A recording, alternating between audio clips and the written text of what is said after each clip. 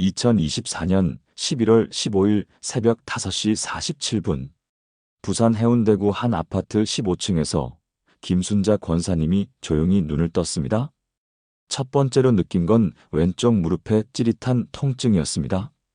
두 번째는 목과 어깨를 짓누르는 무거운 느낌이었습니다. 세 번째는 혈압약을 먹어도 사라지지 않는 머리의 묵직함이었습니다. 김 권사님은 천천히 몸을 일으키며 한숨을 내쉬었습니다. 하나님, 오늘도 이렇게 아픈 몸으로 시작해야 하나요? 그 한숨 소리에는 지난 3년간 쌓인 피로와 절망이 고스란히 담겨 있었습니다. 여러분도 혹시 이런 아침을 보내고 계시지는 않나요? 눈을 뜨자마자 몸 여기저기를 점검하는 그런 아침 말입니다. 오늘은 무릎이 어떨까? 어깨는 좀 나아졌을까? 혈압은 또 올랐을까? 언제부턴가 하루를 시작하는 첫 번째 일이 되어버린 이 일상적인 고통 체크. 정말 많은 분들이 이런 현실을 살고 계십니다. 건강보험심사평가원 자료에 따르면 65세 이상 어르신들의 무려 89.2%가 만성질환을 앓고 있다고 합니다. 고혈압이 58.7%, 당뇨병이 23.4%, 관절염이 32.8%. 이건 단순한 숫자가 아닙니다. 바로 우리의 이야기이고 우리 가족의 이야기입니다. 더 마음 아픈 건 이런 통계 뒤에 숨어있는 또 다른 현실입니다. 많은 분들이 이런 질문을 하고 계시거든요. 목사님, 제가 믿음이 부족해서 병이 생긴 건가요? 다른 교인들은 다 건강한 것 같은데 왜 저만 이럴까요? 하나님께서 저를 사랑하신다면 왜 이런 고통을 허락하실까요? 실제로 지난주에 한 권사님이 저에게 이런 말씀을 하셨습니다. 목사님, 저는 50년 넘게 신앙생활을 해왔는데 나이가 들수록 몸이 아픈 게 하나님께 죄송해요. 기도해도 낫지 않으니까 제 믿음이 부족한 것 같아서 더 괴로워요. 그 말씀을 들으면서 정말 마음이 아팠습니다. 질병으로 고통받는 것만으로도 힘든데 거기에 영적인 죄책감까지 더해지는 현실 말입니다. 하지만 여러분, 오늘 제가 정말 놀라운 소식을 전해드리고 싶습니다. 하나님께서는 우리의 아픔을 그냥 내버려 두지 않으십니다. 성경 곳곳에는 하나님의 치유에 대한 약속들이 가득합니다. 그런데 여기서 중요한 건 하나님의 치유 역사가 특별한 시간에 시작된다는 사실입니다. 바로 우리가 눈을 뜨는 그 아침 시간입니다. 왜 아침일까요? 성경을 보면 하나님의 새로운 역사는 언제나 아침에 시작되었습니다. 창세기 1장에서 저녁이 되고 아침이 되니 이것이 첫째 날이라.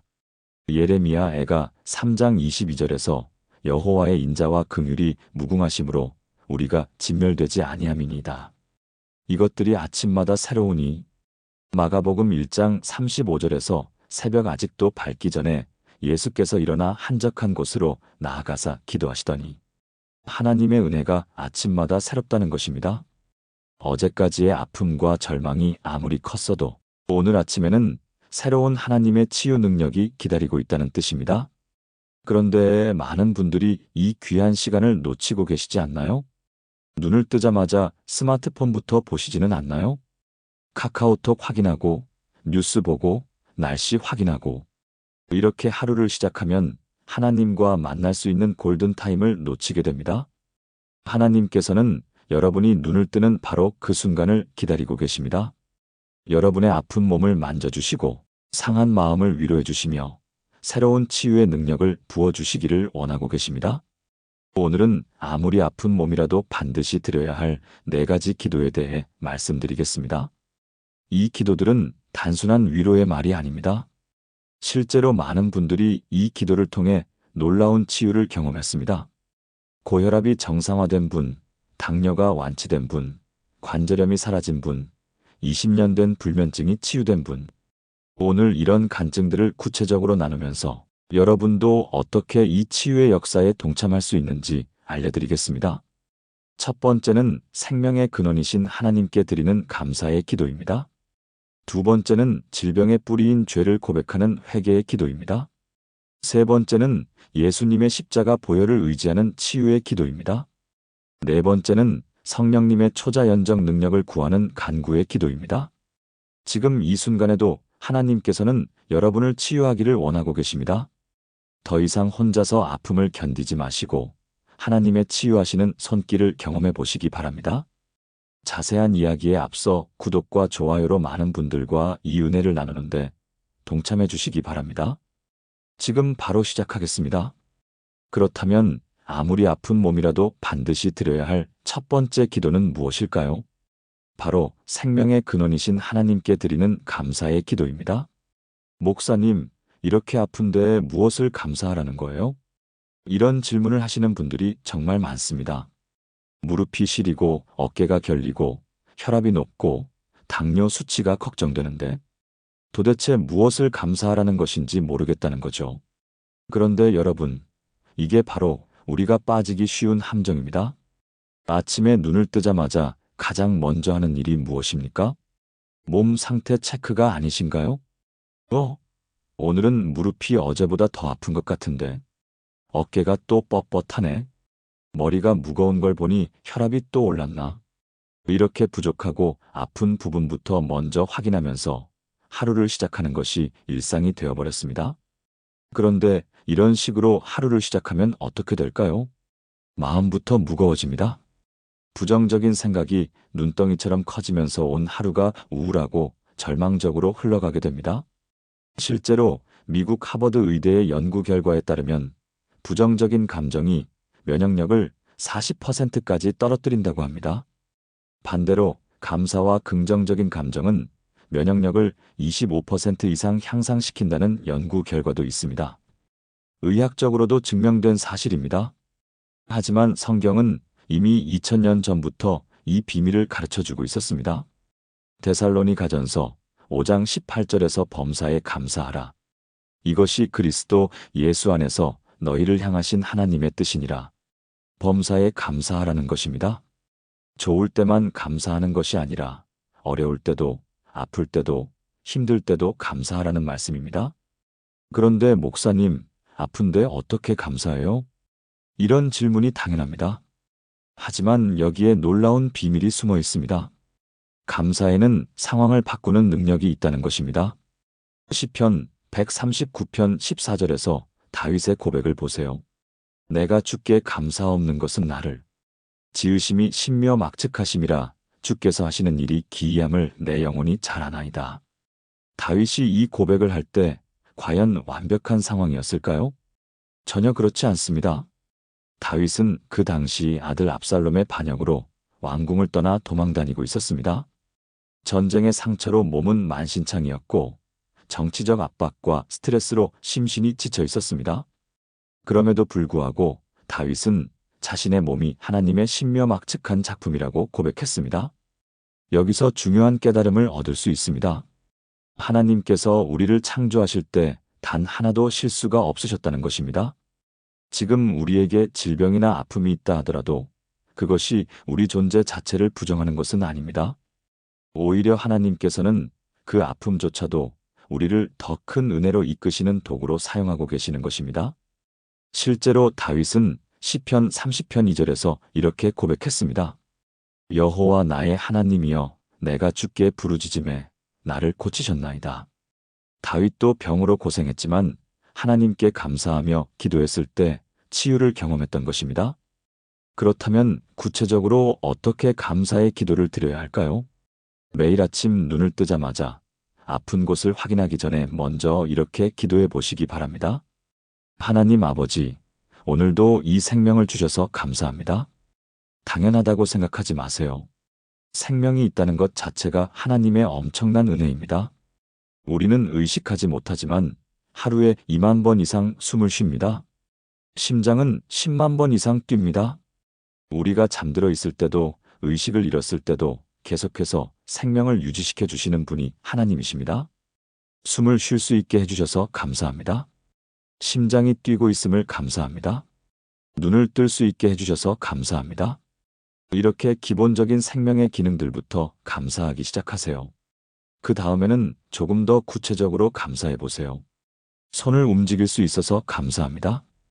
관절염이 있어서 아프긴 하지만 그래도 손을 움직일 수 있습니다. 밥을 먹을 수 있고 가족을 안아줄 수 있고 성경책을 넘길 수 있습니다. 발로 걸을 수 있어서 감사합니다. 무릎이 아프긴 하지만 그래도 걸을 수 있습니다. 교회에 갈 수 있고, 시장에 갈 수 있고, 산책할 수 있습니다. 가족들과 함께 있을 수 있어서 감사합니다. 혼자가 아니라 사랑하는 가족들이 있다는 것이 얼마나 큰 축복인지 모릅니다. 그리고 한 걸음 더 나아가서는 아픈 부분에 대해서도 감사할 수 있습니다. 이 질병을 통해 하나님께 더 가까이 나아갈 수 있게 하셔서 감사합니다. 건강할 때는 하나님을 잊고 살기 쉽지만 아플 때는 더 간절히 하나님을 찾게 됩니다. 이 아픔을 통해 다른 사람들의 고통을 이해할 수 있게 하셔서 감사합니다.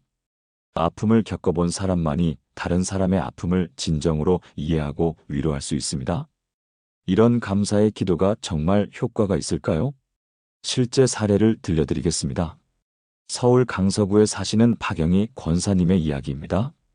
이분은 2019년 당뇨병 진단을 받으셨습니다. 공복 혈당이 220mg/dl까지 올라가서 의사 선생님이 즉시 인슐린 치료를 시작해야 합니다라고 하셨습니다. 매일 혈당을 재야했고 식단 조절도 엄격하게 해야 했습니다. 박 권사님은 처음에 정말 절망적이었습니다. 왜 하필 나에게 이런 병이? 평생 약을 먹고 살아야 하나? 당뇨 합병증으로 더 큰 병이 생기면 어떡하지? 이런 걱정들로 밤잠을 이루지 못하는 날들이 계속되었습니다. 아침에 일어나면 가장 먼저 혈당을 재는 것부터 시작해서 온종일 병에 대한 걱정만 했습니다. 그런데 어느 날 새벽 기도회에서 목사님이 감사에 대한 설교를 하시는 것을 들었습니다. 질병도 하나님의 허락하심 안에서 일어나는 일입니다. 그 질병을 통해 하나님께서 여러분에게 주시고자 하는 메시지가 있습니다. 그 말씀을 듣는 순간 박 권사님의 마음에 큰 깨달음이 왔습니다. 아, 당뇨병이 생긴 것도 하나님의 허락하심이구나. 이것을 통해 하나님께서 나에게 무엇을 말씀하고 계실까?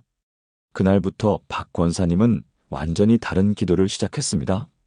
매일 아침 일어나자마자 혈당을 재기 전에 먼저 감사 기도를 드리기 시작한 것입니다. 하나님 아버지, 오늘도 살아있게 해주셔서 감사합니다. 당뇨병이 있지만 그래도 걸을 수 있고, 보고, 듣고, 사랑할 수 있게 해주셔서 감사합니다. 이 질병을 통해 건강의 소중함을 알게 해주셔서 감사합니다. 이 상황을 통해 하나님의 치유하시는 능력을 경험하게 해주실 것을 믿고 감사합니다. 처음에는 억지로 하는 것 같았습니다. 마음에서 우러나오는 감사가 아니라 억지로 입술로만 하는 감사였습니다. 하지만 계속하다 보니 조금씩 변화가 일어나기 시작했습니다. 정말로 감사할 일들이 하나씩 눈에 들어오기 시작한 것입니다.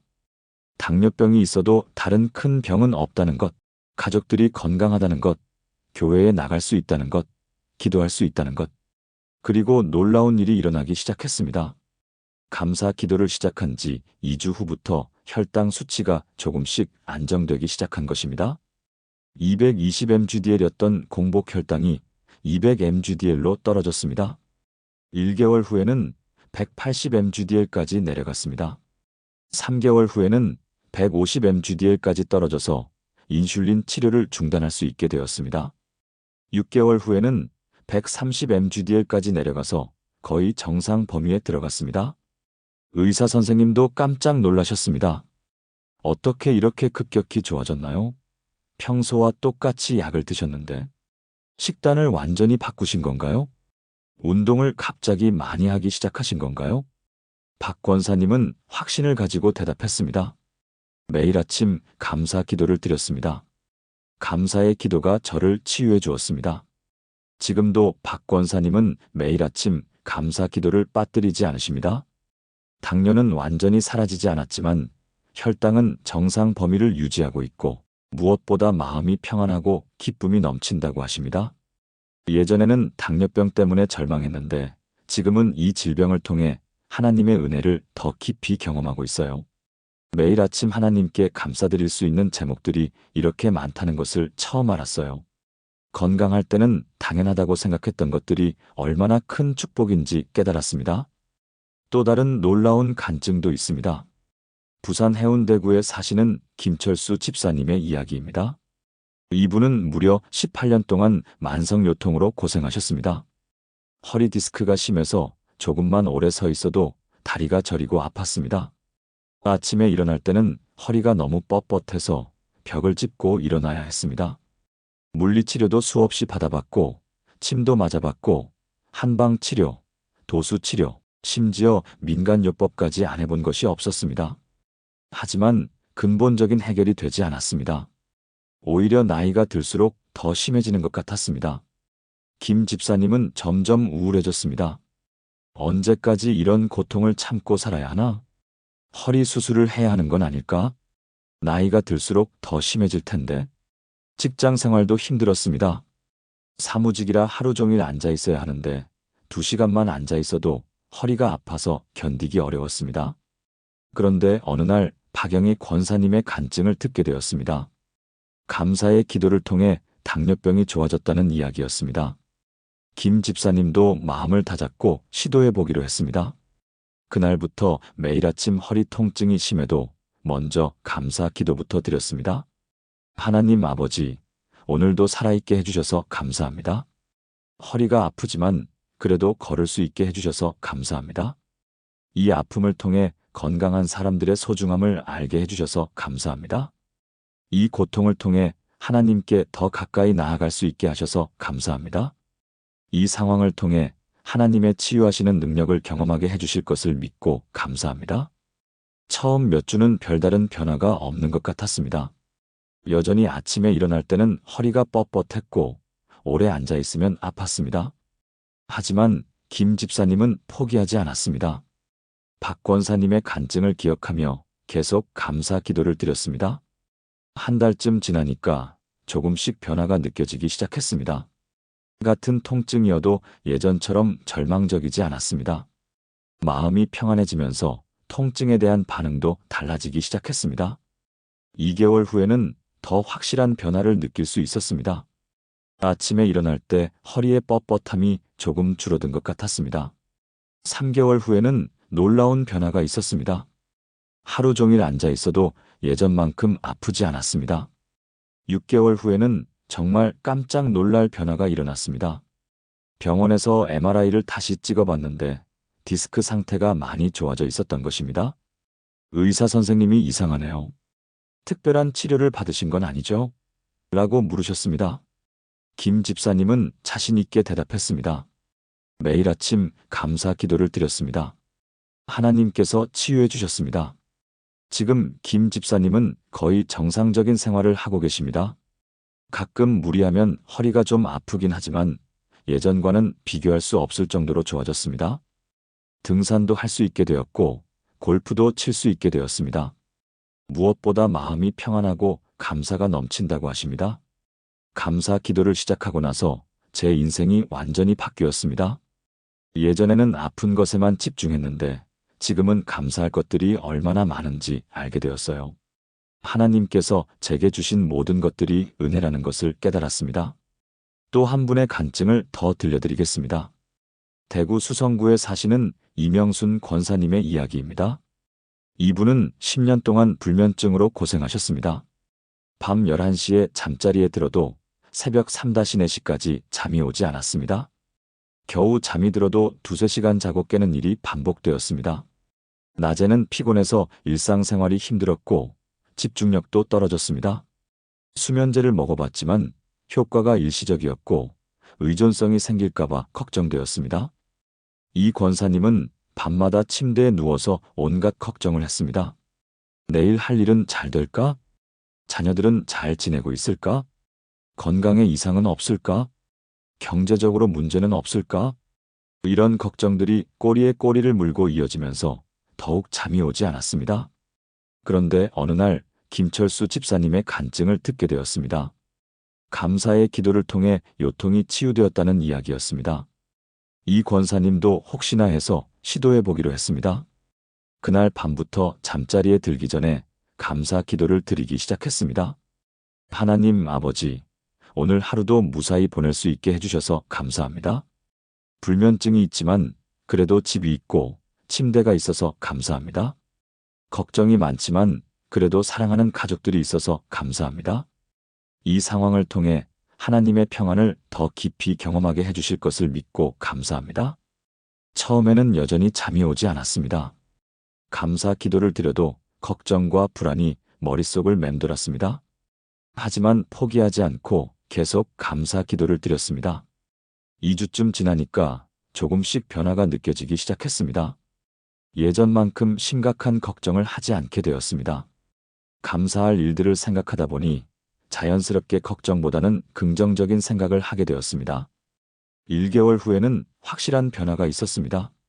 잠들기까지 걸리는 시간이 2시간에서 1시간으로 줄어들었습니다. 3개월 후에는 놀라운 변화가 일어났습니다. 30분 내에 잠들 수 있게 되었고 중간에 깨는 횟수도 줄어들었습니다. 6개월 후에는 거의 정상적인 수면 패턴을 되찾았습니다.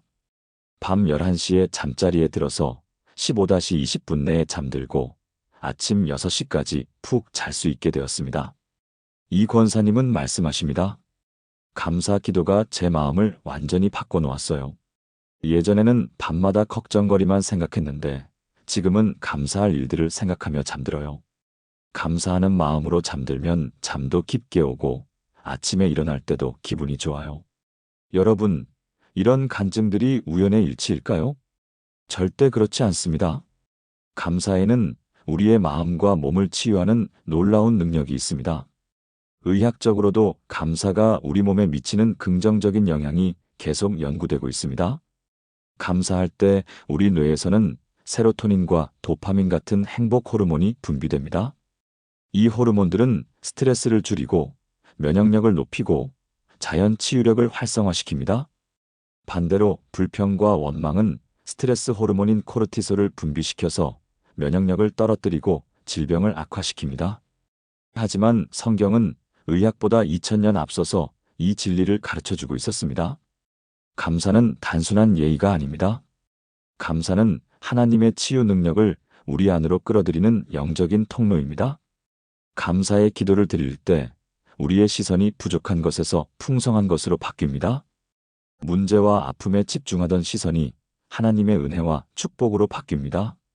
그리고 그 순간 하나님의 치유하시는 능력이 우리 몸과 마음에 흘러들어오기 시작합니다.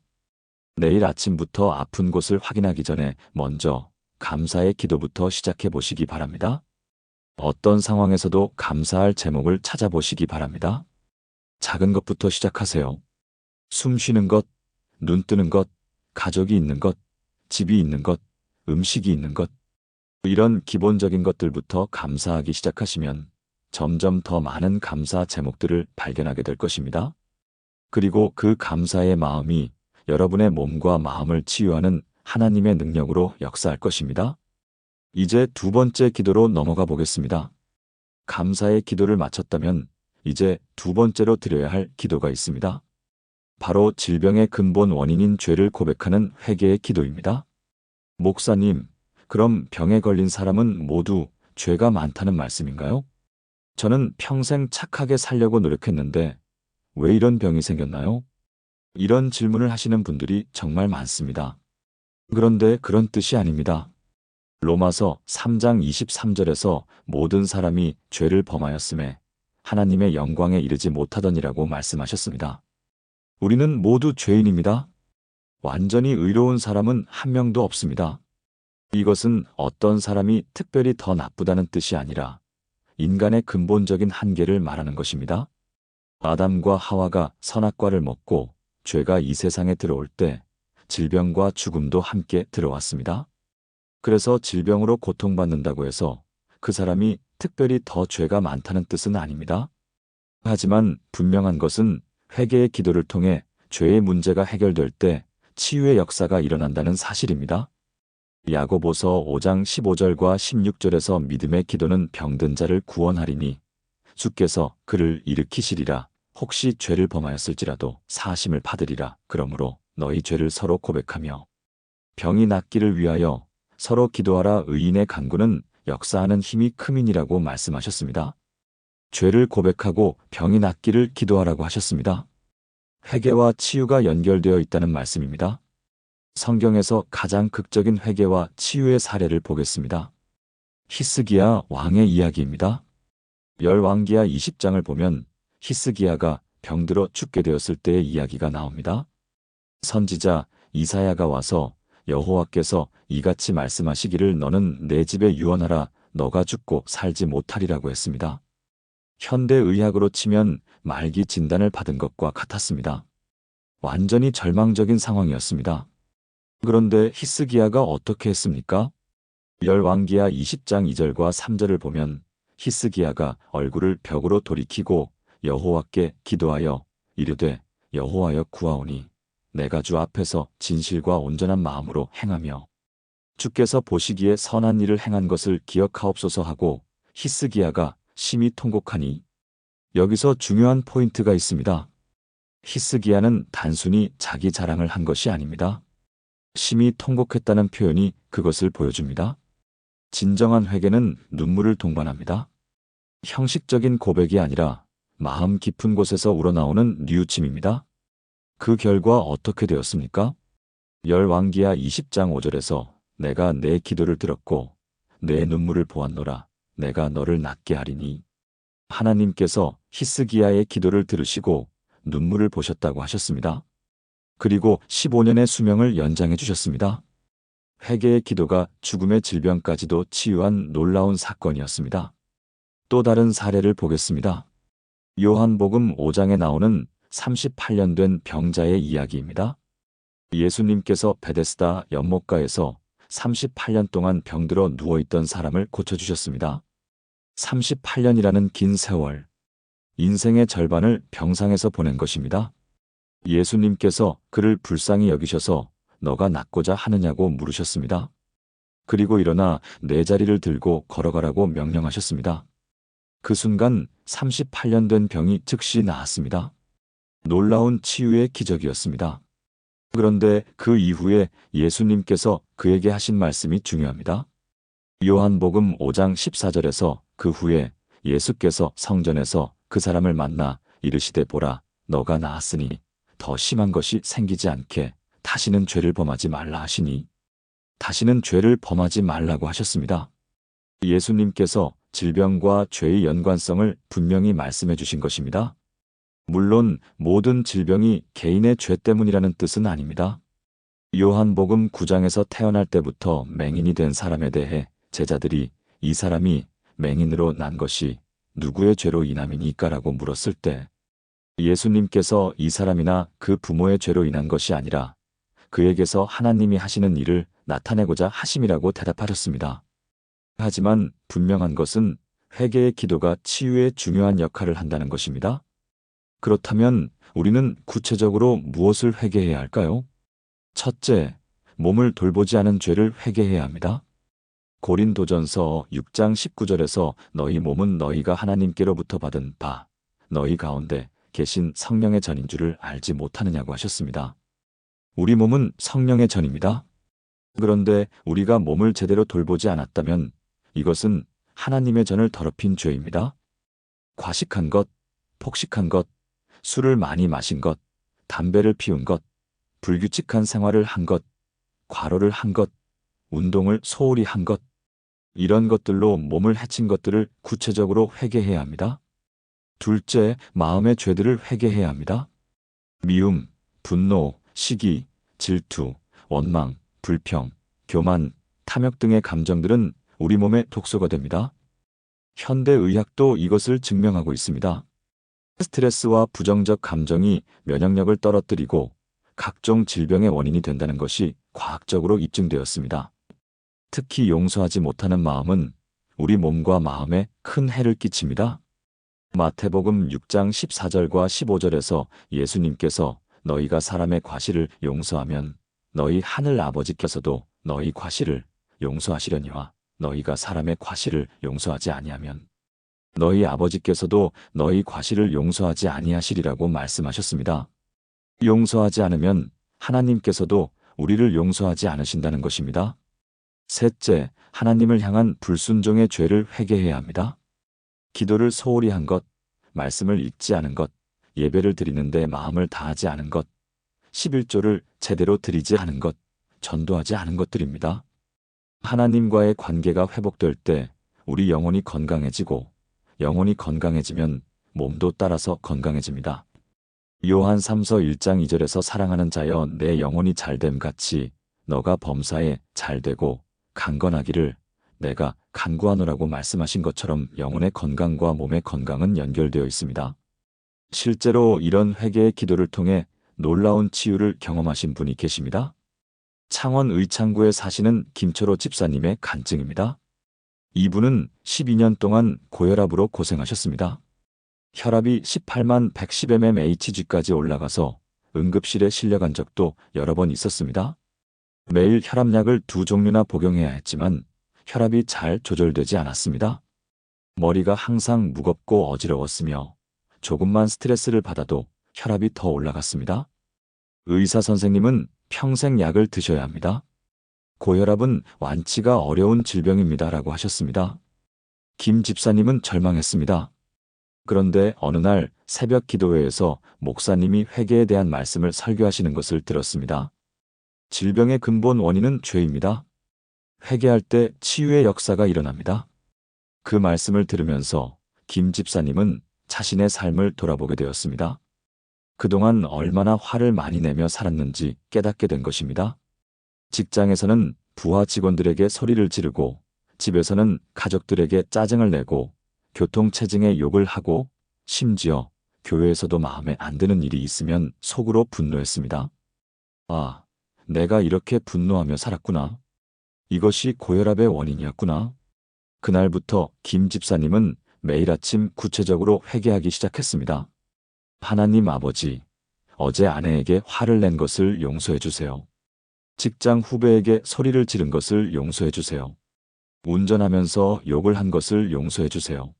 하나님보다 돈을 더 사랑한 마음을 용서해 주세요. 이 몸을 성령의 전으로 여기지 않고 함부로 다룬 것을 용서해 주세요. 기도를 소홀히 하고 말씀을 멀리한 것을 용서해 주세요.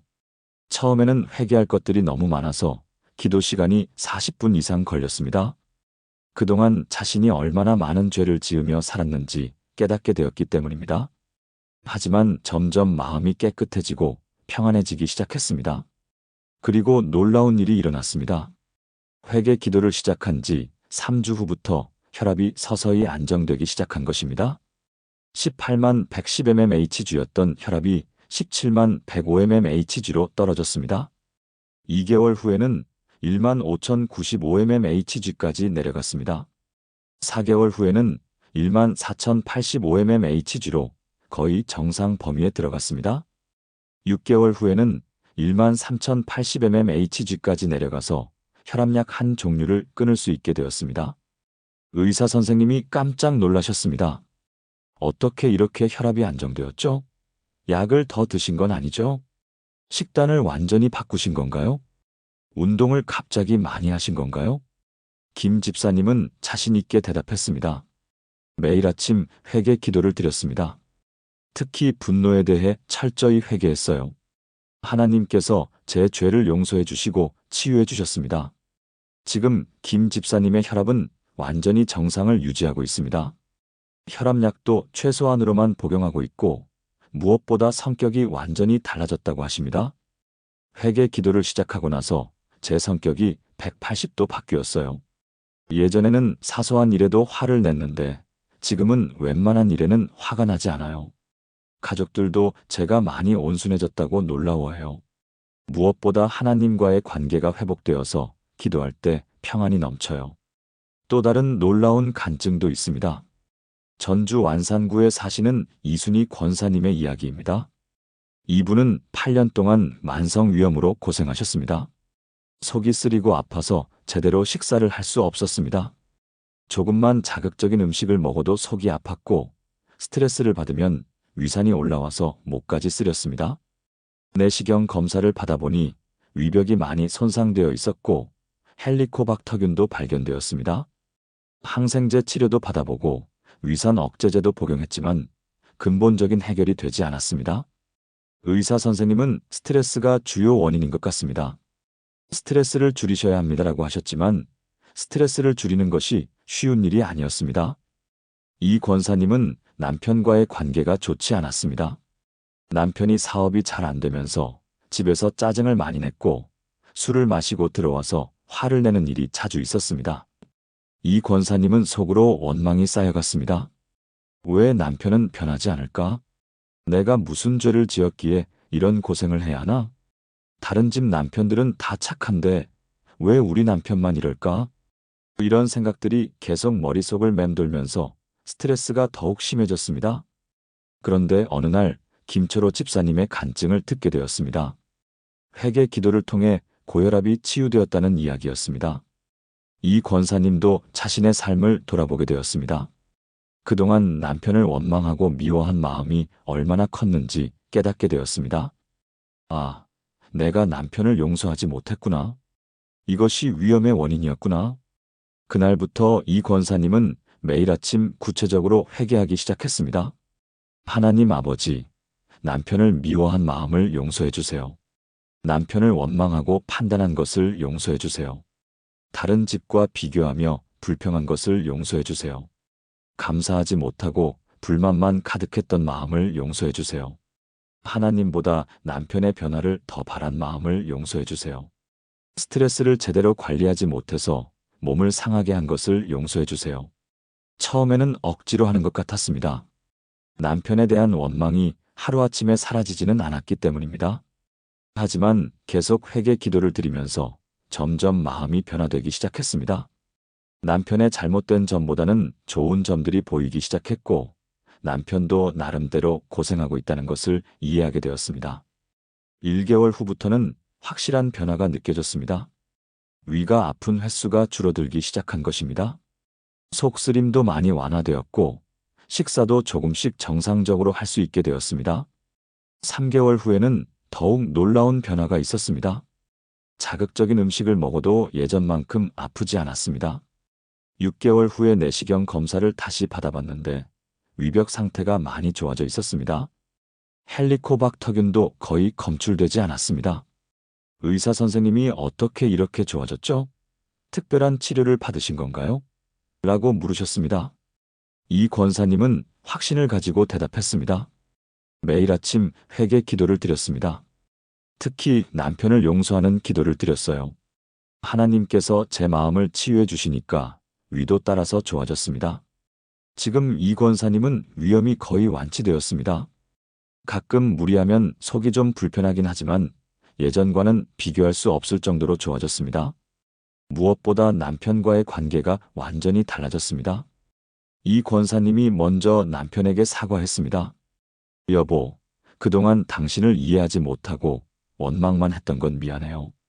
그 말을 듣고 남편도 크게 감동받았습니다. 내가 못났어. 앞으로는 화내지 않을게. 그 후로 남편도 술을 줄이고 가족을 위해 노력하기 시작했습니다. 지금은 정말 행복한 가정을 이루고 살고 있습니다. 회개 기도가 제 인생을 완전히 바꿔놓았습니다. 위험이 치유된 것도 감사하지만 남편과의 관계가 회복된 것이 더 큰 축복이에요. 죄를 용서받으니까 마음이 이렇게 평안할 수가 없어요. 또 한 분의 간증을 더 들려드리겠습니다. 광주 북구에 사시는 박현수 집사님의 이야기입니다. 이분은 15년 동안 당뇨병으로 고생하셨습니다. 혈당이 300mg/dl을 넘는 일이 자주 있었고 인슐린 주사를 하루에 3번씩 맞아야 했습니다. 당뇨 합병증으로 시력도 많이 나빠졌고 발끝의 감각도 둔해졌습니다. 의사 선생님은 당뇨병은 완치가 어려운 병입니다. 평생 관리하셔야 합니다라고 하셨습니다. 박 집사님은 절망했습니다. 평생 이 병을 안고 살아야 하나? 합병증이 더 심해지면 어떻게 되나? 투석을 받게 되는 건 아닐까? 그런데 이 집사님의 간증을 듣고 마음을 다잡았습니다. 자신의 삶을 돌아보니 회개할 것들이 정말 많았습니다. 젊었을 때부터 술을 많이 마셨고 담배도 피웠고 폭식을 자주 했습니다. 성령의 전인 몸을 소중히 여기지 않고 함부로 다뤘던 것입니다. 또한 성격이 급하고 화를 잘 내는 편이었는데 이런 스트레스도 당뇨병을 악화시켰을 것입니다. 무엇보다 기도 생활을 소홀히 했고 하나님보다 세상 것들을 더 사랑했습니다. 그날부터 박 집사님은 매일 아침 철저히 회개하기 시작했습니다. 하나님 아버지, 젊었을 때 술과 담배로 몸을 해친 것을 용서해 주세요. 폭식하고 불규칙한 생활로 건강을 망친 것을 용서해 주세요. 성령의 전인 이 몸을 소중히 여기지 않은 것을 용서해 주세요. 화를 내고 스트레스를 제대로 관리하지 못한 것을 용서해 주세요. 기도와 말씀을 소홀히 한 것을 용서해 주세요. 하나님보다 돈과 성공을 더 사랑한 것을 용서해 주세요. 진심으로 뉘우치며 회개했습니다. 그리고 놀라운 변화가 일어나기 시작했습니다. 3개월 후부터 혈당이 조금씩 안정되기 시작했습니다. 300mgdl을 넘던 혈당이 250mgdl 정도로 떨어졌습니다. 6개월 후에는 200mgdl 이하로 내려갔고 인슐린 용량도 줄일 수 있게 되었습니다. 1년 후에는 놀라운 일이 일어났습니다. 혈당이 150mgdl 이하로 떨어져서 인슐린 주사를 완전히 중단할 수 있게 된 것입니다. 당화혈색소 수치도 8.5%에서 6.5%로 크게 개선되었습니다. 의사 선생님이 깜짝 놀라셨습니다. 15년간 인슐린을 사용하던 환자가 갑자기 이렇게 좋아질 리가 없는데요. 박 집사님은 확신을 가지고 대답했습니다. 매일 아침 회개 기도를 드렸습니다. 하나님께서 저를 치유해 주셨습니다. 지금 박 집사님은 당뇨약도 최소한으로만 복용하고 있고 혈당은 정상 범위를 유지하고 있습니다. 시력도 많이 회복되었고 발끝의 감각도 정상으로 돌아왔습니다. 회개의 능력이 이렇게 놀라운 줄 몰랐어요. 단순히 죄를 용서받는 것을 넘어서 몸까지 치유해 주시네요. 저는 매일 아침 회개 기도를 통해 새로운 마음, 새로운 몸으로 하루를 시작하고 있어요. 사랑하는 성도님들, 회개는 단순히 잘못을 인정하는 것이 아닙니다. 회개는 우리 안에 있는 질병의 뿌리를 뽑아내는 영적 수술입니다.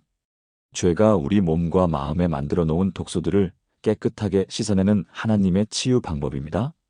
미움, 분노, 원망, 불평, 시기, 질투. 이런 감정들은 우리 몸에 독이 됩니다. 하지만 회개를 통해 이런 독소들이 제거될 때 우리 몸의 자연 치유력이 회복됩니다. 면역력이 강화되고 호르몬 균형이 맞춰지고 혈액순환이 좋아집니다. 매일 아침 감사의 기도 다음에 이 회개의 기도를 드려보시기 바랍니다. 구체적으로 정직하게, 철저하게 회개할 때 하나님의 용서와 치유가 임할 것입니다. 어제까지의 모든 죄를 깨끗하게 씻어내고 새로운 마음, 새로운 몸으로 하루를 시작하시기 바랍니다. 이제 세 번째 기도로 넘어가 보겠습니다. 세 번째, 예수님의 보혈을 의지하는 치유의 기도. 감사와 회개의 기도를 마쳤다면 이제 본격적으로 치유를 위한 기도를 드릴 차례입니다. 바로 예수님의 보혈을 의지하는 치유의 기도입니다. 많은 분들이 치유 기도를 드릴 때 이렇게 하십니다. 하나님, 제발 병을 낫게 해주세요. 하나님, 정말 아파요. 도와주세요. 하나님, 이 고통을 참을 수가 없어요. 물론 이런 기도도 잘못된 것은 아닙니다. 하나님은 우리의 솔직한 마음을 기뻐 받으십니다. 하지만 성경에서 가르쳐주는 치유 기도의 핵심은 따로 있습니다. 바로 예수님의 십자가와 보혈의 능력을 의지하는 것입니다. 이사야 53장 4절과 5절에서 그는 실로 우리의 질고를 지고 우리의 슬픔을 당하였거늘 우리는 생각하기를 그는 징벌을 받아 하나님께 맞으며 고난을 당한다 하였노라. 그가 찔림은 우리의 허물 때문이요 그가 상함은 우리의 죄악 때문이라. 그가 징계를 받음으로 우리는 평화를 누리고 그가 채찍에 맞음으로 우리는 나음을 얻었도다. 이 말씀은 예수님이 오시기 700년 전의 선지자 이사야가 예언한 말씀입니다. 여기서 중요한 표현이 있습니다. 그가 채찍에 맞음으로 우리는 나음을 얻었도다. 과거형으로 되어 있습니다. 나을 것이다가 아니라 이미 나았다고 하셨습니다. 예수님께서 십자가에서 채찍에 맞으실 때 우리의 모든 질병이 이미 치유되었다는 것입니다. 이것이 얼마나 놀라운 진리인지 아십니까? 예수님께서 받으신 39대의 채찍, 그 한 대 한 대마다 우리의 질병들이 예수님의 몸으로 옮겨갔습니다. 고혈압, 당뇨병, 관절염, 위염, 심장병, 암. 모든 질병이 예수님께서 대신 담당해 주신 것입니다.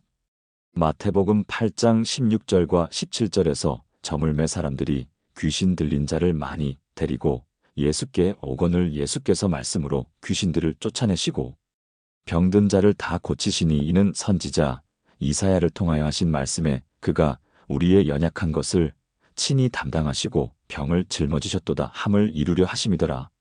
예수님께서 이 땅에 오셔서 수많은 병자들을 고치신 것은 단순한 동정심 때문이 아니었습니다.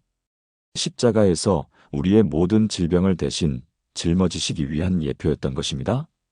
베드로전서 2장 24절에서는 친히 나무에 달려 그 몸으로 우리 죄를 담당하셨으니 이는 우리로 죄에 대하여 죽고 의에 대하여 살게 하려 하심이라. 그가 채찍에 맞음으로 너희는 나음을 얻었느니라.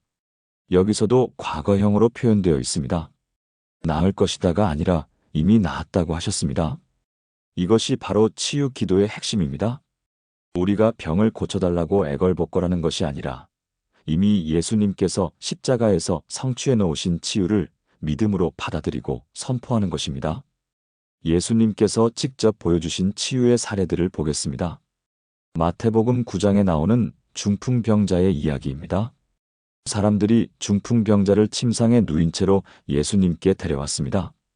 현대의학으로 치면 중증 뇌졸중 환자를 데려온 것과 같습니다. 완전히 절망적인 상황이었습니다.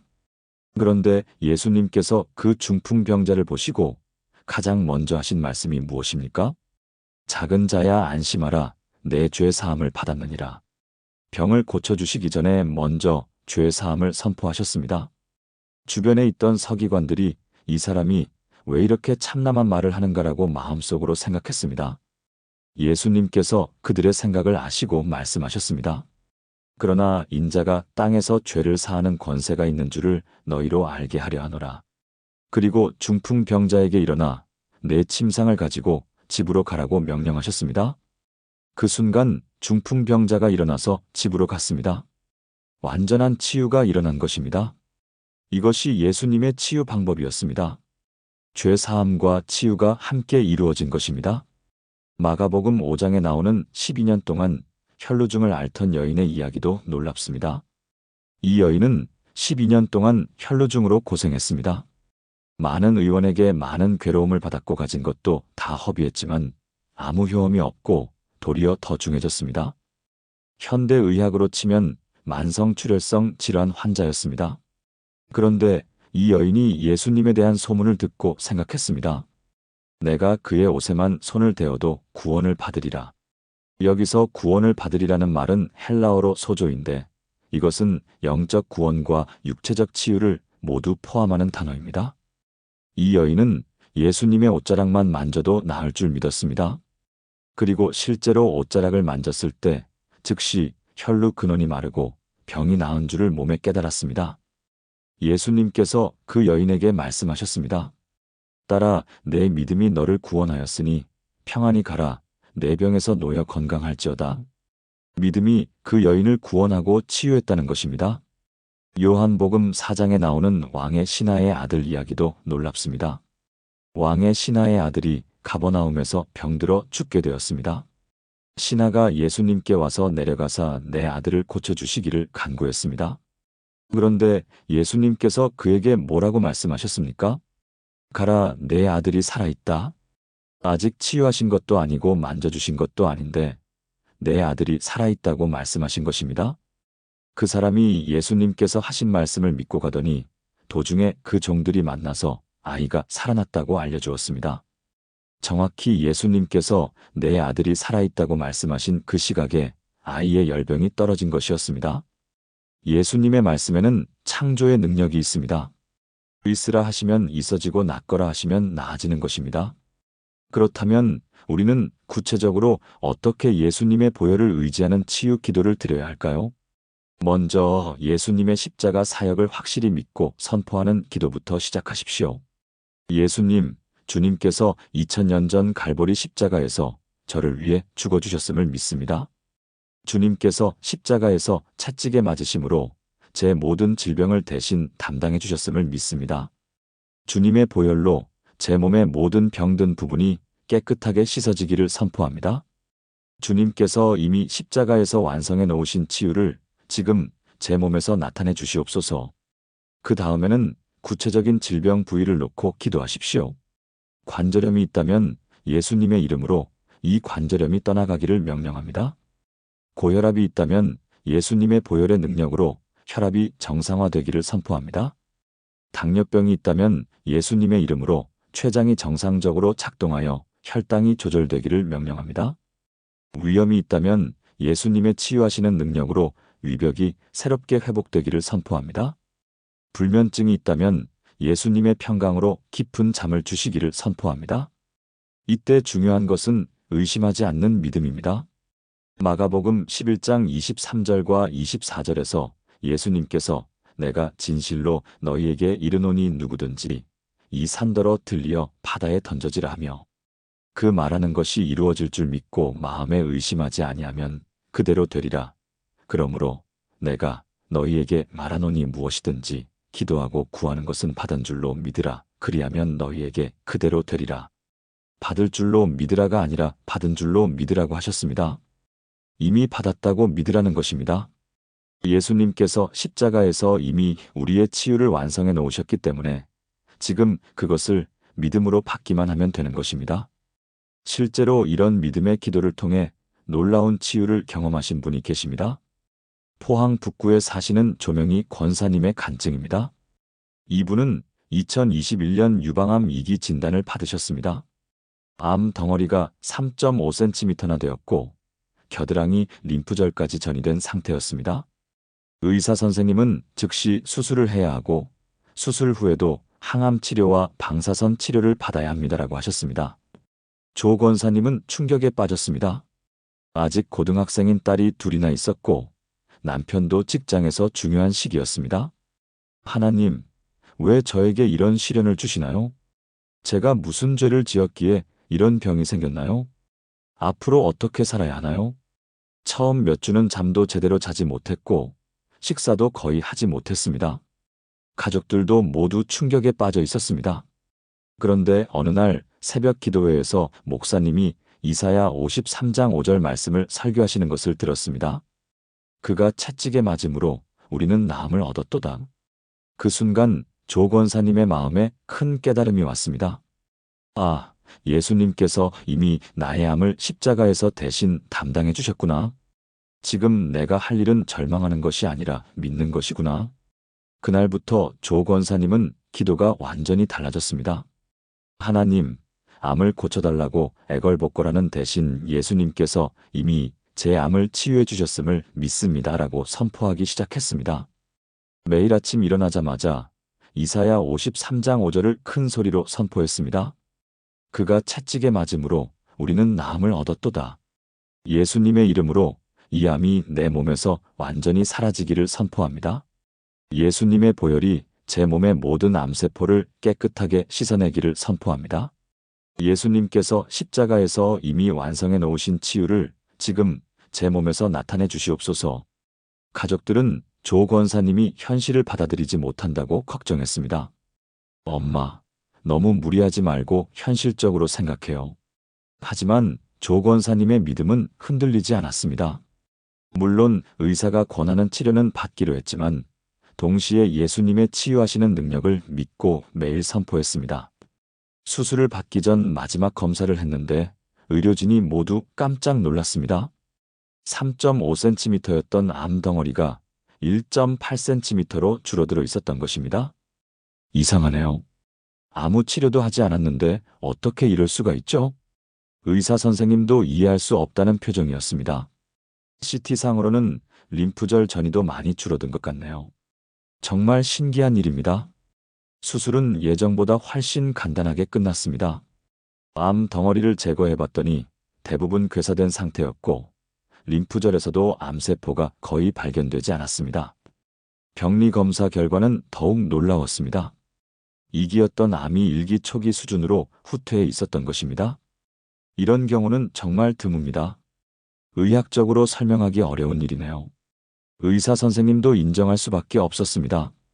조 권사님은 항암 치료도 최소한으로만 받았고 방사선 치료는 아예 받지 않아도 되었습니다. 지금까지 3년이 지났지만 재발의 징후는 전혀 없습니다. 정기 검진에서도 항상 깨끗한 결과가 나옵니다. 조 권사님은 확신을 가지고 말씀하십니다. 예수님의 보혈이 저를 치유해 주셨습니다. 의학으로는 설명할 수 없지만 하나님의 능력으로는 모든 것이 가능합니다. 저는 예수님께서 십자가에서 이미 제 암을 담당해 주셨다는 것을 믿었을 뿐입니다. 이제 저는 이 경험을 통해 다른 암 환자들에게 희망을 전하고 있습니다. 또 다른 놀라운 간증도 있습니다. 울산 남구에 사시는 신동철 집사님의 이야기입니다. 이분은 22년 동안 당뇨병으로 고생하셨습니다. 인슐린 주사를 하루에 4번씩 맞아야 했고 혈당 수치가 350mg/dl을 넘는 일이 자주 있었습니다. 당뇨 합병증으로 신장 기능도 많이 나빠졌고 시력도 떨어졌습니다. 의사 선생님은 신부전이 더 진행되면 투석을 받아야 할 수도 있습니다라고 하셨습니다. 신 집사님은 절망했습니다. 22년 동안 이 병과 싸워왔는데 이제 투석까지 받아야 하나? 가족들에게 짐이 되는 건 아닐까? 그런데 조명의 권사님의 간증을 듣고 마음을 다잡았습니다. 나도 예수님의 보혈을 의지해서 기도해보자. 그날부터 매일 아침 일어나자마자 이사야 53장 5절을 선포하기 시작했습니다. 그가 채찍에 맞음으로 우리는 나음을 얻었도다. 예수님의 이름으로 이 당뇨병이 내 몸에서 완전히 사라지기를 선포합니다. 예수님의 보혈이 제 췌장을 새롭게 회복시켜 주시기를 선포합니다. 예수님께서 십자가에서 이미 제 당뇨병을 담당해 주셨음을 믿습니다. 처음에는 별다른 변화가 없는 것 같았습니다. 혈당 수치도 여전했고 인슐린 주사도 계속 맞아야 했습니다. 하지만 신 집사님은 포기하지 않았습니다. 예수님께서 이미 십자가에서 치유를 완성하셨으니까 나는 그것을 믿고 선포하기만 하면 돼. 이런 마음으로 매일 계속 기도했습니다. 4개월쯤 지나니까 조금씩 변화가 느껴지기 시작했습니다. 혈당 수치가 조금씩 안정되기 시작한 것입니다. 350mg/dl을 넘던 혈당이 280mg/dl 정도로 떨어졌습니다. 8개월 후에는 220mg/dl 이하로 내려갔고 인슐린 용량도 줄일 수 있게 되었습니다. 1년 후에는 정말 놀라운 일이 일어났습니다. 혈당이 160mg/dl 이하로 떨어져서 인슐린 주사를 하루 한 번만 맞아도 되게 된 것입니다. 18개월 후에는 더욱 놀라운 변화가 있었습니다. 혈당이 140mg/dl 이하로 안정되면서 인슐린 주사를 완전히 중단할 수 있게 되었습니다. 당화혈색소 수치도 9.2%에서 6.8%로 크게 개선되었습니다. 신장 기능도 많이 회복되어서 투석 이야기는 완전히 사라졌습니다. 의사 선생님이 깜짝 놀라셨습니다. 22년간 인슐린을 사용하던 환자가 갑자기 이렇게 좋아질 리가 없는데요. 신장 기능까지 회복되다니 정말 기적이라고 할 수밖에 없네요. 신 집사님은 확신을 가지고 대답했습니다. 예수님의 보혈을 의지하는 기도를 드렸습니다. 하나님께서 저를 치유해 주셨습니다. 지금 신 집사님은 당뇨약도 최소한으로만 복용하고 있고 혈당은 정상 범위를 유지하고 있습니다. 시력도 많이 회복되었고 신장 기능도 정상으로 돌아왔습니다. 예수님의 십자가가 정말 살아있는 능력이라는 것을 몸으로 체험했습니다. 2000년 전에 일어난 일이 아니라 지금도 역사하고 있는 현재 진행형 사건이에요. 저는 의학으로는 설명할 수 없는 기적을 경험했습니다. 또 한 분의 간증을 더 들려드리겠습니다. 천안 동남구에 사시는 김미경 권사님의 이야기입니다. 이분은 6년 동안 류마티스 관절염으로 고생하셨습니다. 손가락, 무릎, 발목, 어깨에 관절이 붓고 아파서 일상생활이 힘들었습니다. 아침에 일어나면 관절이 너무 뻣뻣해서 2시간은 지나야 제대로 움직일 수 있었습니다. 계단을 오르내리는 것도 어려웠고 병뚜껑을 여는 것도 힘들었습니다. 류마티스 약을 복용하고 있었지만 부작용이 심했습니다. 탈모, 위장장애, 피부 발진 등의 부작용으로 더 고생했습니다. 의사 선생님은 류마티스 관절염은 완치가 어려운 질병입니다. 평생 관리하셔야 해요라고 하셨습니다. 김 권사님은 절망했습니다. 이 나이에 이런 병에 걸리다니 점점 더 심해져서 휠체어를 타게 되는 건 아닐까? 가족들에게 짐이 되는 건 아닐까? 그런데 신동철 집사님의 간증을 듣고 마음을 다잡았습니다. 나도 예수님의 보혈을 의지해서 기도해보자. 그날부터 매일 아침 일어나자마자 예수님의 보혈을 의지하는 기도를 시작했습니다. 예수님, 주님께서 십자가에서 채찍에 맞으심으로 제 류마티스 관절염을 대신 담당해 주셨음을 믿습니다. 예수님의 보혈이 제 관절의 모든 염증을 깨끗하게 씻어내기를 선포합니다. 예수님의 이름으로 이 관절염이 내 몸에서 완전히 떠나가기를 명령합니다. 예수님께서 십자가에서 이미 완성해 놓으신 치유를 지금 제 몸에서 나타내 주시옵소서. 무릎이 아파서 무릎 꿇기 어려웠지만 최대한 무릎 꿇고 기도했습니다. 손가락이 아파서 기도할 때 손을 모으기도 어려웠지만 정성껏 기도했습니다. 처음 몇 달은 별다른 변화가 없었습니다. 오히려 더 아픈 것 같은 날들도 있었습니다. 하지만 김 권사님은 포기하지 않았습니다. 예수님께서 이미 십자가에서 완성하셨으니까 나는 그것을 믿고 선포하기만 하면 돼. 이런 믿음으로 계속 기도했습니다. 5개월쯤 지나니까 조금씩 변화가 느껴지기 시작했습니다. 아침에 일어날 때 관절의 뻣뻣함이 조금 줄어든 것 같았습니다. 통증도 예전보다는 덜한 것 같았습니다. 10개월 후에는 확실한 개선을 느낄 수 있었습니다. 계단을 오르내리는 것이 훨씬 수월해졌고 병뚜껑도 쉽게 열 수 있게 되었습니다. 18개월 후에는 놀라운 변화가 일어났습니다. 병원에서 검사를 받아봤는데 염증 수치가 현저히 떨어져 있었습니다. 류마티스 인자도 많이 감소했고 관절 상태도 크게 좋아져 있었습니다. 의사 선생님이 깜짝 놀라셨습니다. 어떻게 이렇게 좋아졌죠? 특별한 치료를 받으신 건가요? 약을 더 드신 건 아니죠? 식단이나 운동을 완전히 바꾸신 건가요? 김 권사님은 자신 있게 대답했습니다. 예수님의 보혈을 의지하는 기도를 드렸습니다. 하나님께서 저를 치유해 주셨습니다. 지금 김 권사님은 거의 정상적인 생활을 하고 계십니다. 류마티스 약도 최소한으로만 복용하고 있고 부작용도 거의 없어졌습니다. 등산도 할 수 있게 되었고 집안일도 무리 없이 할 수 있게 되었습니다. 예수님의 보혈의 능력이 이렇게 놀라운 줄 몰랐어요. 의학으로는 완치가 어렵다고 했는데 예수님께는 불가능한 것이 없네요.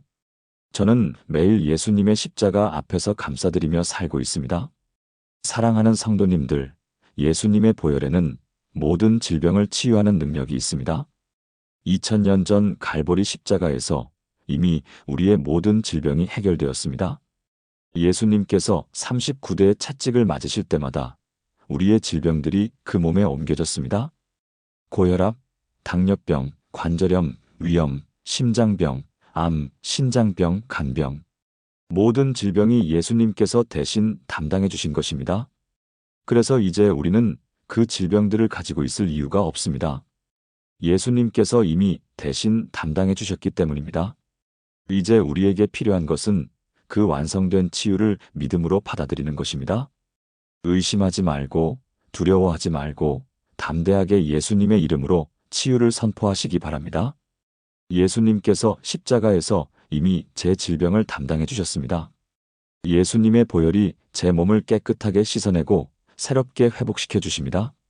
예수님의 이름으로 모든 질병이 내 몸에서 떠나가기를 명령합니다. 이렇게 확신을 가지고 선포하시기 바랍니다.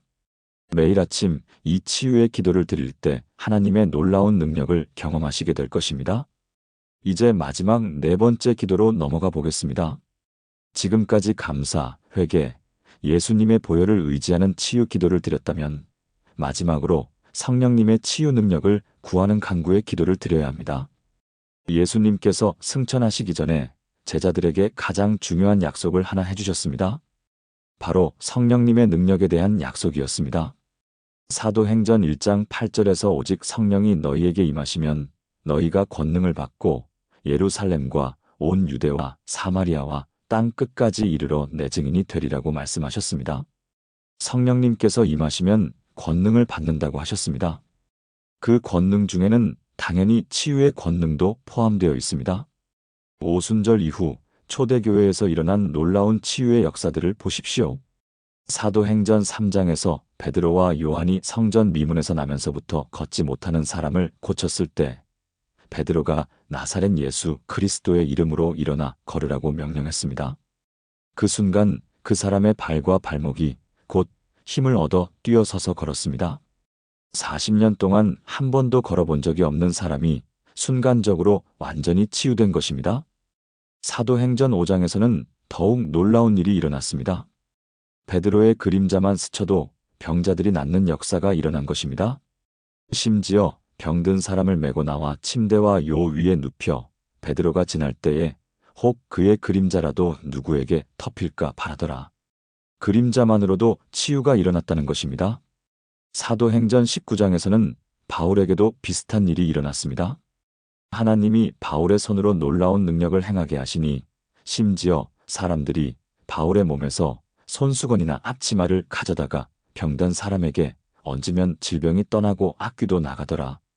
바울이 만진 손수건이나 앞치마만으로도 질병이 떠나고 악귀가 나갔습니다. 이 모든 것이 성령님의 치유 능력 때문이었습니다. 고린도전서 12장 9절에서 바울은 다른 사람에게는 같은 성령으로 병 고치는 은사를이라고 말했습니다. 성령님께서는 지금도 살아계시고 지금도 치유의 은사를 주고 계십니다. 성령님의 은사는 초대교회 때만 있었던 것이 아닙니다.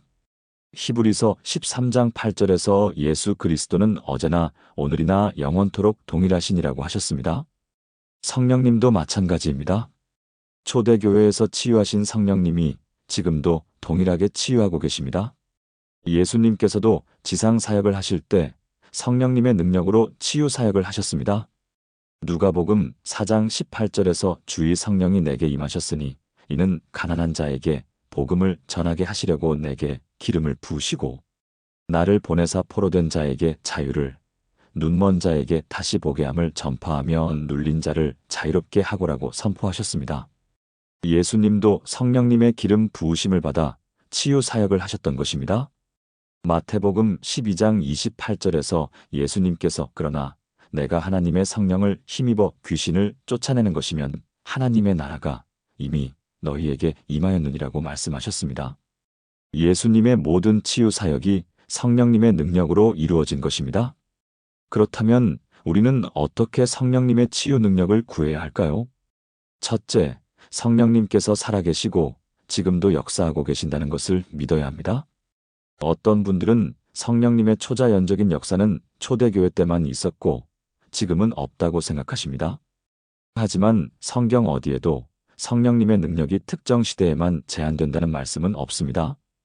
오히려 요엘 2장 28절에서 그 후에 내가 내 영을 만민에게 부어주리니라고 하셨고 사도행전 2장 17절에서 베드로가 이 말씀을 인용하면서 하나님이 말씀하시기를 말세에 내가 내 영을 모든 육체에 부어주리니라고 했습니다. 말세에, 즉 지금 이 시대에도 성령님께서 역사하신다는 것입니다. 둘째, 겸손한 마음으로 성령님의 도우심을 구해야 합니다. 야고보서 4장 6절에서 하나님은 교만한 자를 물리치시고 겸손한 자에게 은혜를 주신다고 하셨습니다. 우리의 능력으로는 아무것도 할 수 없고 오직 성령님의 능력으로만 치유가 가능하다는 것을 인정해야 합니다. 성령님, 제 힘으로는 이 질병을 이길 수 없습니다. 제가 아무리 노력해도 한계가 있습니다. 오직 성령님의 능력으로만 치유받을 수 있습니다. 성령님, 저를 도와주세요. 이런 겸손한 마음으로 구해야 합니다. 셋째, 구체적이고 간절하게 구해야 합니다. 막연하게 성령님, 도와주세요가 아니라 구체적으로 구해야 합니다. 성령님, 제 고혈압을 정상화시켜 주세요. 성령님, 제 당뇨병을 완전히 치유해 주세요. 성령님, 제 관절염을 고쳐주시고 자유롭게 움직일 수 있게 해주세요. 성령님, 제 불면증을 치유해 주시고 깊은 잠을 주세요. 성령님, 제 위염을 고쳐주시고 편안하게 식사할 수 있게 해주세요. 이렇게 구체적으로 구해야 합니다. 넷째, 하나님의 영광을 위해 구해야 합니다. 단순히 내가 편하기 위해서가 아니라 치유받아서 하나님께 영광을 돌리고 복음을 증거하기 위해서 구해야 합니다. 요한복음 14장 13절에서 너희가 내 이름으로 무엇을 구하든지 내가 행하리니 이는 아버지로 하여금 아들로 말미암아 영광을 받으시게 하려 함이라고 하셨습니다. 성령님, 저를 치유해 주셔서 하나님께 영광을 돌리게 해주세요. 치유받은 간증을 통해 다른 사람들에게 희망을 주게 해주세요. 이 치유를 통해 복음을 전할 수 있게 해주세요. 이런 마음으로 구해야 합니다. 다섯째, 인내하며 계속 구해야 합니다. 누가복음 18장에 나오는 불의한 재판관의 비유에서 예수님은 항상 기도하고 낙심하지 말아야 할 것을 가르쳐 주셨습니다. 한번 기도하고 응답이 없다고 포기하지 말고 계속 구해야 합니다. 하나님께서는 우리의 간절함을 보십니다. 진짜로 간절한지 아니면 그냥 한번 해보는 것인지를 보십니다. 매일 아침 포기하지 않고 계속 구할 때 하나님께서 응답해 주십니다. 실제로 성령님의 치유 능력을 구하는 기도를 통해 놀라운 치유를 경험하신 분이 계십니다. 마산 회원구에 사시는 황정미 집사님의 간증입니다. 이분은 무려 28년 동안 만성 두통으로 고생하셨습니다. 하루도 빠짐없이 머리가 아팠습니다. 아침에 일어나면 머리가 무겁고 오후가 되면 머리가 지끈지끈 아팠습니다. 밤에는 더 심해져서 잠들기도 어려웠습니다. 스트레스를 받거나 날씨가 변하면 더욱 심해졌습니다. 병원에서 온갖 검사를 다 해봤지만 특별한 원인을 찾을 수 없었습니다. CT, MRI, 혈액검사, 뇌파검사, 모든 검사를 다 해봤지만 이상 없음 판정만 나왔습니다. 의사 선생님들은 긴장성 두통입니다. 스트레스성 두통입니다 라고만 하셨지만 근본적인 해결책은 제시해주지 못했습니다. 진통제를 먹어야만 견딜 수 있었는데 점점 더 센 약을 먹어야 효과가 있었습니다. 처음에는 타이레놀 한 알이면 됐는데 나중에는 3알, 4알을 먹어야 했습니다. 그러다가 전문 진통제를 처방받아 먹게 되었고 그것도 효과가 떨어지기 시작했습니다. 몸도 약에 의존하게 되고 위장도 상하고 간 기능도 나빠졌습니다. 황 집사님은 절망했습니다. 28년 동안 이 고통을 견뎌왔는데 평생 이렇게 살아야 하는 건가? 약에 의존해서 살아야 하는 건가? 그런데 어느 날 교회에서 성령님의 치유에 대한 특별 세미나가 있었습니다. 외국에서 온 치유 사역자가 성령님의 치유 능력에 대해 간증하셨습니다. 성령님께서는 지금도 살아계시고 지금도 치유하십니다. 여러분이 간절히 구하면 성령님께서 반드시 응답해 주실 것입니다. 의학으로 포기한 질병도 성령님께는 문제가 되지 않습니다. 28년 된 두통? 성령님께는 28초면 충분합니다. 그 말씀을 듣고 황 집사님의 마음에 희망이 생겼습니다. 혹시 성령님께서 제 두통도 고쳐주실 수 있을까? 그날 밤 집회가 끝난 후 황 집사님은 혼자 무릎 꿇고 기도했습니다. 성령님, 제가 지금까지 28년 동안 제 힘으로 해결하려고 했습니다. 의학의 힘으로, 약의 힘으로 해결하려고 했습니다. 하지만 이제 포기합니다. 성령님의 능력 없이는 저는 아무것도 할 수 없습니다. 제발 이 만성 두통을 치유해 주세요. 28년 동안 저를 괴롭혀온 이 고통을 끝내주세요. 성령님의 기적의 능력을 저에게 베풀어 주세요. 눈물로 간절히 기도했습니다. 그런데 정말 놀라운 일이 일어났습니다. 기도를 마치자마자 머리가 맑아지기 시작한 것입니다. 28년 동안 계속되던 그 무거운 느낌이 사라졌습니다. 혹시 일시적인 현상일까? 하고 의심했지만 그날 밤부터 두통이 완전히 사라졌습니다. 다음 날도 그 다음 날도 두통이 오지 않았습니다. 일주일이 지나고 한 달이 지나고 석 달이 지나도 두통이 없었습니다. 지금까지 5년이 지났지만 두통은 다시 오지 않았습니다. 28년 된 만성 두통이 단 한 번의 기도로 완전히 사라진 것입니다. 진통제도 완전히 끊었고 위장도 간 기능도 모두 정상으로 회복되었습니다. 황 집사님은 말씀하십니다.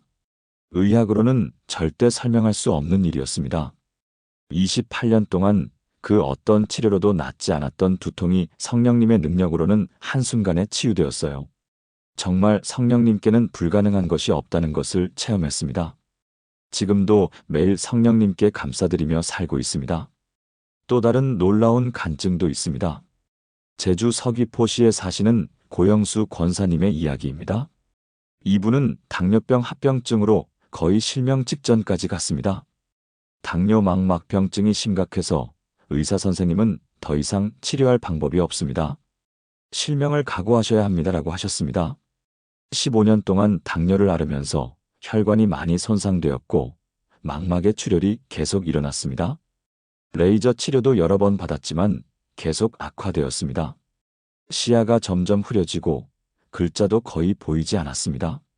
성경을 읽는 것도 힘들어졌고 가족들 얼굴도 제대로 알아보기 어려웠습니다.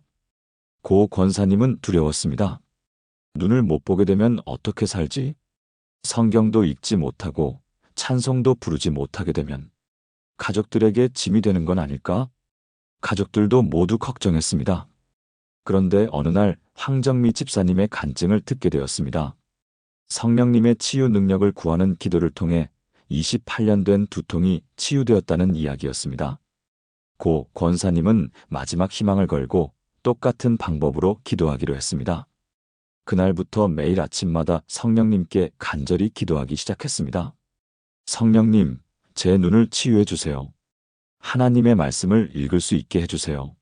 하나님의 창조물들을 볼 수 있게 해주세요. 성령님의 능력을 믿습니다. 의학으로는 불가능하지만 성령님께는 모든 것이 가능합니다. 성령님, 저에게 기적을 베풀어 주세요. 처음 몇 주는 별다른 변화가 없는 것 같았습니다. 시야는 여전히 흐렸고 글자도 잘 보이지 않았습니다. 하지만 고 권사님은 포기하지 않았습니다. 황 집사님의 간증을 기억하며 계속 간절히 기도했습니다. 성령님께서 가장 좋은 때에 응답해 주실 것이야. 지금은 참고 기다리는 시간이야. 이런 믿음으로 매일 계속 기도했습니다. 3개월쯤 지나니까 조금씩 변화가 느껴지기 시작했습니다. 시야가 조금씩 밝아지는 것 같았습니다.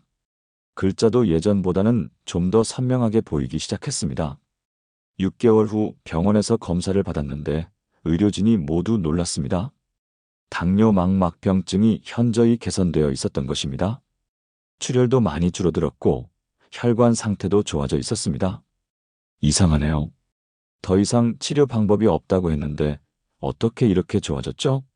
의사 선생님도 고개를 갸우뚱했습니다. 계속 악화되기만 했는데 갑자기 호전되다니. 의학적으로는 설명할 수 없는 일이네요. 1년 후에는 더욱 놀라운 결과가 나왔습니다. 시력이 0.1에서 0.6까지 회복된 것입니다.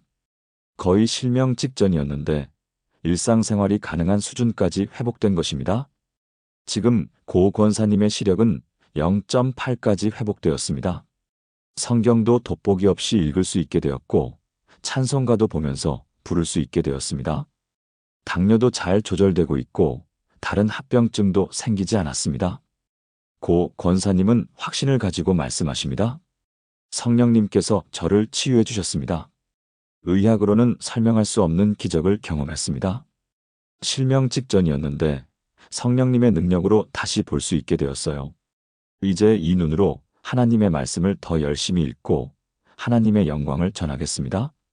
또 한 분의 놀라운 간증을 더 들려드리겠습니다. 안산 단원구에 사시는 최영희 권사님의 이야기입니다. 이분은 7년 동안 파킨슨병으로 고생하셨습니다. 손발이 떨리고 몸이 경직되고 걸음걸이가 불안정했습니다. 특히 손떨림이 심해서 글씨를 쓰는 것도 어려웠고 젓가락질도 힘들었습니다. 파킨슨병 약을 복용하고 있었지만 부작용이 심했습니다. 환각, 어지러움, 메스꺼움 등의 부작용으로 더 고생했습니다. 의사 선생님은 파킨슨병은 진행성 질환입니다. 시간이 갈수록 더 심해질 수 있어요라고 하셨습니다. 최 권사님은 절망했습니다.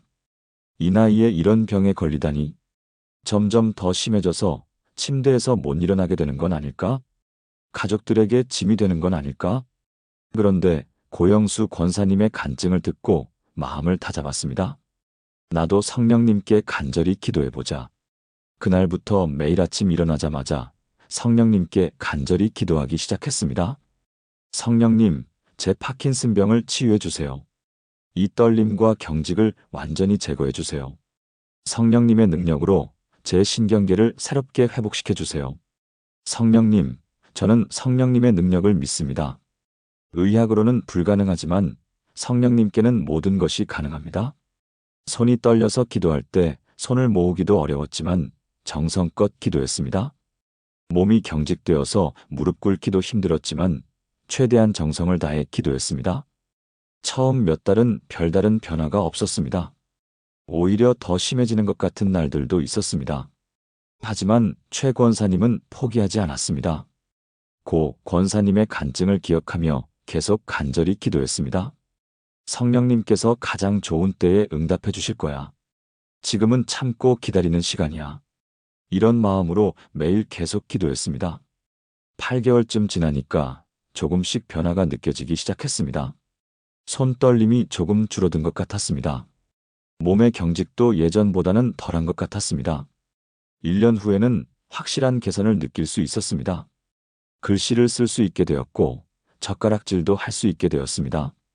18개월 후에는 놀라운 변화가 일어났습니다.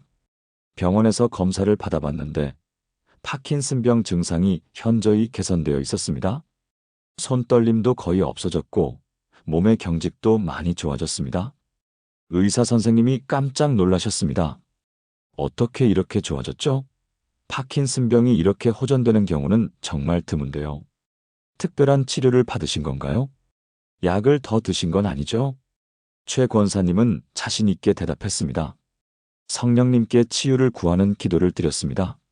하나님께서 저를 치유해 주셨습니다. 지금 최 권사님은 거의 정상적인 생활을 하고 계십니다. 파킨슨병 약도 최소한으로만 복용하고 있고 부작용도 거의 없어졌습니다. 글씨도 쓸 수 있게 되었고 요리도 할 수 있게 되었습니다. 성령님의 능력이 이렇게 놀라운 줄 몰랐어요. 의학으로는 진행만 늦출 수 있다고 했는데 성령님께는 불가능한 것이 없네요. 저는 매일 성령님께 감사드리며 살고 있습니다. 사랑하는 성도님들, 성령님께서는 지금도 살아계시고 역사하고 계십니다. 성령님의 치유 능력에는 한계가 없습니다. 의학으로 포기한 질병도, 불치병이라고 하는 질병도, 진행성 질환이라고 하는 질병도 성령님께는 모두 치유 가능한 질병들입니다. 암, 당뇨병, 고혈압, 관절염, 심장병, 신장병, 간병, 뇌졸중, 파킨슨병, 치매, 모든 질병이 성령님의 능력 앞에서는 무력합니다. 중요한 것은 우리의 믿음과 간절함입니다.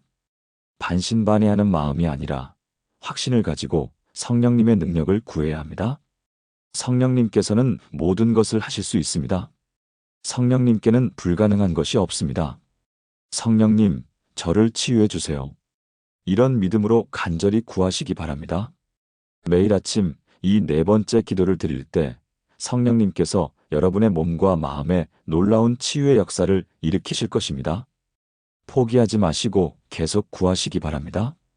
하나님의 때가 되면 반드시 응답해 주실 것입니다. 성령님의 능력을 의심하지 마시고 담대하게 구하시기 바랍니다. 이제 마무리 말씀을 드리겠습니다. 마무리. 사랑하는 믿음의 가족들, 지금까지 아침에 눈을 뜨자마자 드려야 할 4가지 치유와 회복의 기도에 대해 함께 나누었습니다. 첫 번째는 생명의 근원이신 하나님께 드리는 감사의 기도였습니다. 아픈 몸이라도 생명이 있음을 감사하고 숨 쉬는 것, 심장이 뛰는 것, 눈을 뜨는 것부터 감사하는 기도였습니다. 박영애 권사님은 이 감사의 기도를 통해 5년간의 당뇨병이 크게 호전되었고, 김철수 집사님은 18년간의 만성요통이 치유되었으며 이명순 권사님은 10년간의 불면증이 완전히 사라졌습니다. 감사는 하나님의 치유 능력을 우리 안으로 끌어들이는 영적인 통로입니다. 두 번째는 질병의 근본 원인인 죄를 고백하는 회개의 기도였습니다.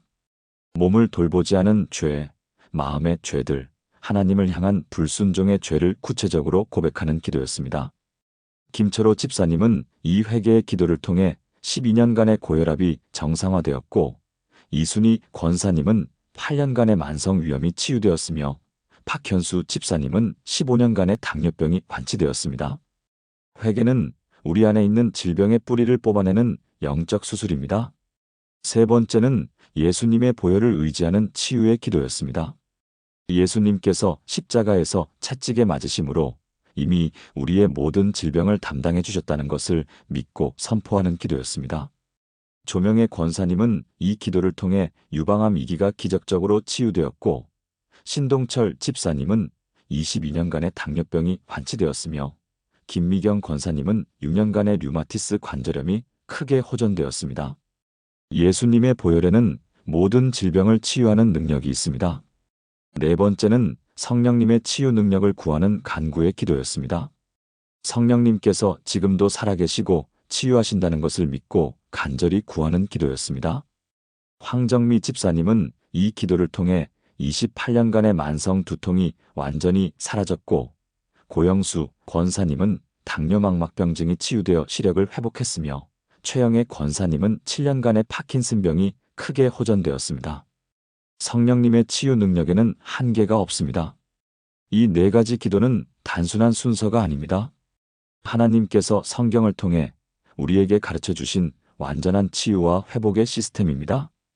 감사로 시작해서 회개로 깨끗해지고, 예수님의 보혈로 치유받고, 성령님의 능력으로 완성되는 완벽한 치유의 과정입니다. 여러분이 내일 아침부터 이 네 가지 기도를 순서대로 드리신다면 분명히 놀라운 변화를 경험하시게 될 것입니다. 첫째, 여러분의 마음이 평안해질 것입니다. 감사의 기도를 통해 불평과 원망이 사라지고 감사가 넘치는 마음이 될 것입니다. 회개의 기도를 통해 죄책감과 무거움이 사라지고 깨끗한 마음이 될 것입니다. 치유의 기도를 통해 두려움과 절망이 사라지고 소망이 넘치는 마음이 될 것입니다. 간구의 기도를 통해 걱정과 염려가 사라지고 하나님께 맡기는 평안한 마음이 될 것입니다. 둘째, 여러분의 관계가 회복될 것입니다. 아침마다 하나님과 올바른 관계를 맺으면 사람들과의 관계도 자연스럽게 좋아집니다. 가족들에게 더 사랑스럽게 대하게 되고 이웃들에게 더 친절하게 대하게 됩니다. 직장에서도 동료들과 더 원만한 관계를 맺게 됩니다. 셋째, 여러분의 하루가 달라질 것입니다. 아침에 하나님과 만난 은혜가 하루 종일 지속됩니다. 어려운 일이 생겨도 당황하지 않고 하나님의 도우심을 구하게 됩니다. 스트레스를 받는 상황에서도 평안을 유지할 수 있게 됩니다. 하나님께서 함께 하신다는 확신 속에서 담대하게 하루를 살아갈 수 있게 됩니다. 넷째, 여러분의 몸이 회복될 것입니다. 모든 질병이 당장 사라지지는 않을 수도 있지만 분명히 치유의 과정이 시작될 것입니다. 면역력이 강화되고 자연 치유력이 회복되고 약물의 효과도 좋아질 것입니다. 무엇보다 몸과 마음이 조화를 이루면서 전체적인 건강 상태가 개선될 것입니다. 다섯째, 여러분의 믿음이 성장할 것입니다. 매일 아침 하나님과 만나면서 하나님에 대한 믿음이 점점 커집니다. 기도 응답을 경험하면서 하나님의 살아계심을 더욱 확신하게 됩니다. 어떤 문제가 생겨도 하나님께서 해결해 주실 것을 믿고 평안한 마음으로 기다릴 수 있게 됩니다. 하나님께서는 여러분을 사랑하시고 여러분의 고통을 아시며 여러분을 치유하기를 원하십니다. 출애굽기 15장 26절에서 나는 너희를 치료하는 여호와임이니라고 선포하신 그 하나님이 지금도 살아계시고 여러분을 치유하기를 원하고 계십니다. 예수님께서 이 땅에 오신 목적 중 하나가 바로 우리의 질병을 치유하시기 위함이었습니다.